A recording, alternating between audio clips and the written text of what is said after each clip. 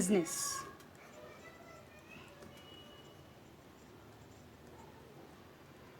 किसी भी बिजनेस की शुरुआत आपसे होती है।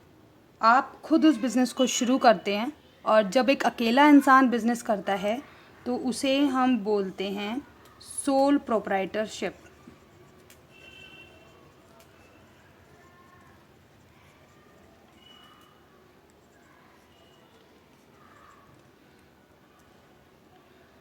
जब आपका बिज़नेस बड़ा हो जाए या फिर आप एक लार्ज स्केल पे अपना बिज़नेस स्टार्ट करना चाहते हैं तो आपको बिज़नेस को चलाने के लिए अधिक से अधिक कैपिटल की ज़रूरत पड़ती है। साथ ही बिज़नेस को मैनेज करने के लिए एक राइट एंड रिस्पॉन्सिबल पर्सन की ज़रूरत पड़ती है। तो ऐसे में आप अपना बिज़नेस स्टार्ट करते हो पार्टनरशिप में।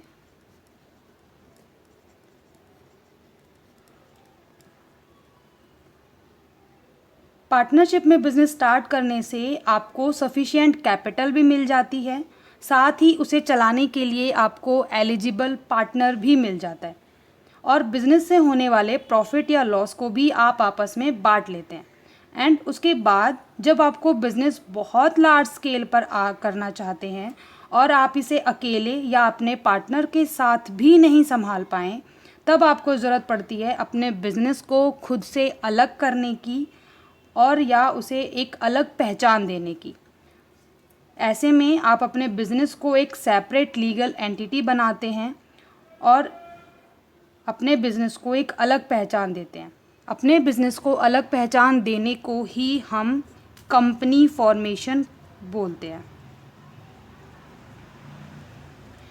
कंपनी एक ऐसा बिज़नेस है जहां आप सोल प्रोप्राइटर एंड पार्टनरशिप की जितनी भी लिमिटेशंस हैं उन सब से आगे बढ़ के काम कर पाते हैं और अपने बिज़नेस को बढ़ा पाते हैं।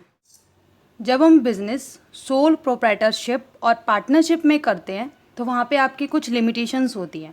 सबसे फर्स्ट इसमें है लिमिटेड कैपिटल। एक अकेला पर्सन अगर बिज़नेस करता है तो उसके पास उतनी सफिशिएंट कैपिटल नहीं होती है जिससे कि वो अपना बिज़नेस एक लार्ज स्केल पे चला पाए। Second, unlimited risk. अगर एक अकेला पर्सन बिज़नेस कर रहा है तो अगर बिज़नेस में किसी भी तरीके का लॉस होता है, कोई भी लायबिलिटी आती है तो उसी को ही पे करनी पड़ती है और कोई उसकी लायबिलिटी को पे नहीं करेगा। तो इसीलिए यहाँ पे जो रिस्क होता है वो अनलिमिटेड होता है। Than less managerial skill. एक अकेले इंसान में मैनेजरियल स्किल की भी कमी होती है। Limited resources. सोल प्रोप्राइटरशिप में रिसोर्सेज की भी लिमिटेशंस होती है। देन पार्टनरशिप में सबसे फर्स्ट लिमिटेशन आपकी है लिमिटेड कैपिटल। पार्टनरशिप में क्या होता है कि आप किसी और को अपने साथ इंक्लूड करके अपना बिजनेस स्टार्ट करते हो, उसको एज अ पार्टनर आप अपने बिजनेस में इंट्रोड्यूस करते हो और फिर आप लोग मिलकर बिजनेस करते हो। तो वहाँ पे भी 2 या 3 जितने भी आप पार्टनर हो, आपके पास एक लिमिटेड कैपिटल ही होगी। आप उस हद तक ही कैपिटल इंट्रोड्यूस कर पाओगे, उससे ज़्यादा आप नहीं कर सकते हो। Then unlimited liabilities. तो पार्टनरशिप फॉर्म में अगर कोई किसी भी तरीके का लॉस हो जाता है तो जितने भी पार्टनर हैं वो लोग सब मिलकर उसको बियर करेंगे। तो यहाँ पे भी जो लायबिलिटीज़ होती हैं वो अनलिमिटेड होती हैं। Than less managerial skill. अब ज़रूरी नहीं है कि जो भी आपके पार्टनर हों उनके अंदर सारी मैनेजरियल स्किल हो, तो यहाँ पे उस चीज़ की भी कमी हो सकती है। Then no separate legal entity. तो पार्टनरशिप फॉर्म और सोल प्रोप्राइटरशिप दोनों ही बिजनेस में आप ऑनर और बिजनेस एक अलग अलग सेपरेट लीगल एंटिटी नहीं होते हैं। तो ये इनकी लिमिटेशंस थी आपकी सोल प्रोप्राइटरशिप और पार्टनरशिप की। तो कंपनी क्या होती है? कंपनी एक ऐसा बिजनेस है जहाँ पे आप सोल प्रोप्राइटरशिप और पार्टनरशिप में जितनी भी लिमिटेशंस हुई आपकी उन सब से आगे बढ़ के आप बिजनेस स्टार्ट करते हो। तो इसे हम बोलते हैं company formation. Student, I am Nisha Parmar. Here I am going to teach you about company accounts. तो कंपनी अकाउंट में आपकी डेफिनेशन है आपकी अकॉर्डिंग टू प्रोफेसर हैनी के according a company is an artificial person created by law having separate entity with a perpetual succession and a common seal।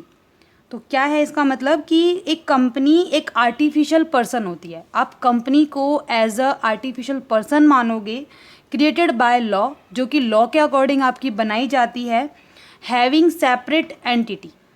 और इसकी entity आपके जो भी आपके मैनेजर्स होंगे, जो भी आपकी कंपनी के ऑनर्स होंगे, उनसे अलग होती है with a perpetual succession. Perpetual succession का क्या मतलब होता है कि देखो, अगर किसी जैसे पार्टनरशिप में आपका होता है कि अगर पार्टनर की डेथ हो गई तो आपकी पार्टनरशिप बंद हो जाती है। जैसे कि अगर आपके 2 ही पार्टनर हैं, उसमें से एक की अगर डेथ हो गई, अगर एक इंसॉल्वेंट हो गया तो आपकी पार्टनरशिप ख़त्म हो गई। लेकिन कंपनी में ऐसा नहीं होता है। अगर किसी शेयर होल्डर की, अगर किसी भी मैनेजर की डेथ हो जाती है या वो इंसॉल्वेंट हो जाता है या फिर कोई भी मिस हैपनिंग हो जाती है, तो उससे कंपनी को कोई इफेक्ट नहीं पड़ता। कंपनी एज इट इज़ चलती रहेगी, ठीक है। And a common seal. Common seal का मतलब क्या होता है कि जहाँ भी आपकी कंपनी के ऑफिशियल सिग्नेचर होंगे वहाँ पे आप कंपनी की कॉमन सील यूज़ करोगे। उसका एक स्टैम्प होता है, आप कंपनी का एक स्टैम्प बनवाओगे और जहाँ भी आपको ऑफिशियल सिग्नेचर्स की ज़रूरत पड़ेगी वहाँ पे आप किसी भी ऑनर या मैनेजर के सिग्नेचर ना करके आप अपनी कंपनी की कॉमन सील लगाओगे और वो जो स्टैम्प होता है उसको हम बोलते हैं common seal. Now characteristics of a company. Company की कौन कौन सी कैरेक्टरिस्टिक्स होते हैं, कौन कौन से फीचर्स होते हैं कि जिसके अकॉर्डिंग आप ये बोल सकते हो कि ये जो हमारा बिजनेस है वो एक कंपनी है, ठीक है।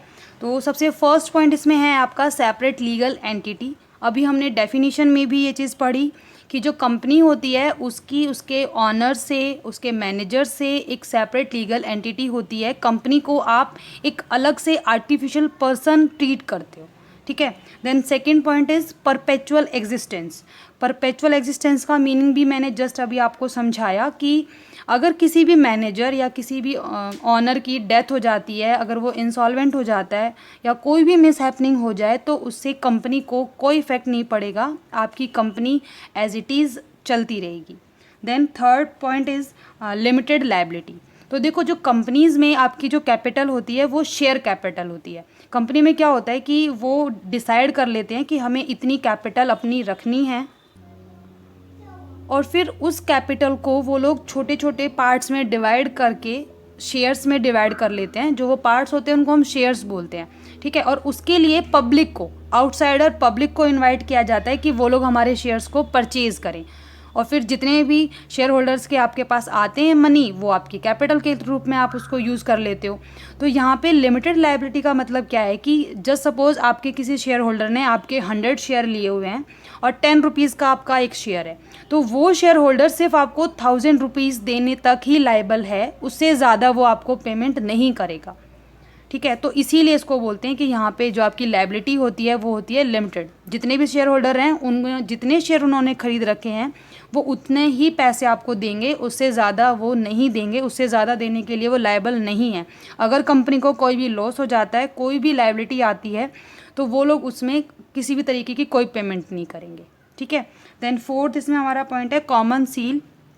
तो ये एक तरह से स्टैम्प होता है कंपनी का, जहाँ भी आपको कंपनी के ऑफिशियल सिग्नेचर करने पड़ेंगे वहाँ पे आप ये कॉमन सील यूज़ करोगे। Then fifth point is transferability of shares. तो अब ये इसका क्या मतलब है कि जो शेयर्स हम लोगों ने लोगों को प्रोवाइड किए हैं, शेयर होल्डर्स को दिए हैं, तो शेयर्स आपके 2 टाइप के होते हैं। एक होते हैं इक्विटी शेयर्स, एक होते हैं प्रेफरेंस शेयर। तो अगर शेयर होल्डर चाहे तो वो अपने शेयर्स को ट्रांसफ़र कर सकता है। इक्विटी शेयर को अपने प्रेफरेंस में कन्वर्ट कर सकता है और प्रेफरेंस को चाहे तो इक्विटी में कन्वर्ट कर सकता है। अब ये होते क्या है ये हम डिटेल में आगे पढ़ेंगे कि क्या मतलब होता है आपके इक्विटी शेयर्स का एंड प्रेफरेंस शेयर का, ठीक है। Now sixth point is separation of management from ownership. तो आपका जो मैनेजमेंट है और ऑनरशिप है वो दोनों आपस में डिफरेंट होंगी। वो कैसे? तो देखो, जिस भी शेयर होल्डर ने आपके शेयर्स लिए हैं, जस्ट सपोज अगर किसी शेयर होल्डर ने आपके 10% शेयर परचेज कर लिए, तो वो आपकी कंपनी का 10% का ऑनर बन गया। फिर कंपनी क्या करती है कि जितने भी शेयर होल्डर्स होते हैं उनमें से कुछ शेयर होल्डर को सेलेक्ट करके, चाहे इलेक्शन वो करे चाहे कैसे भी करे, कुछ शेयर होल्डर को सेलेक्ट करती है और उनको अपनी कंपनी का बोर्ड ऑफ डायरेक्टर बनाती है। और वही बोर्ड ऑफ डायरेक्टर्स आपकी कंपनी के मैनेजमेंट का काम संभालते हैं। तो सारे शेयर होल्डर तो आपके ऑनर बन गए, लेकिन सारे ऑनर आपके मैनेजमेंट में नहीं काम कर सकते हैं। तो इसीलिए इसमें जो मैनेजमेंट होता है और ऑनरशिप होती है वो आपस में सेपरेट होते हैं, ठीक है। तो ये हमारे कैरेक्टरिस्टिक्स के पॉइंट्स थे आपकी कंपनी के। इसके बाद नेक्स्ट वीडियो में हम लोग कंपनी के फॉर्मेशन के बारे में पढ़ेंगे कि कंपनी का फॉर्मेशन कैसे किया जाता है और इसकी क्या क्या कैपिटल होती है, हम उसके बारे में स्टडी करेंगे। अगर आपको आज वाले किसी भी टॉपिक में कोई डाउट है तो आप हमारे कमेंट सेक्शन में कमेंट करके पूछ सकते हैं। Thank you.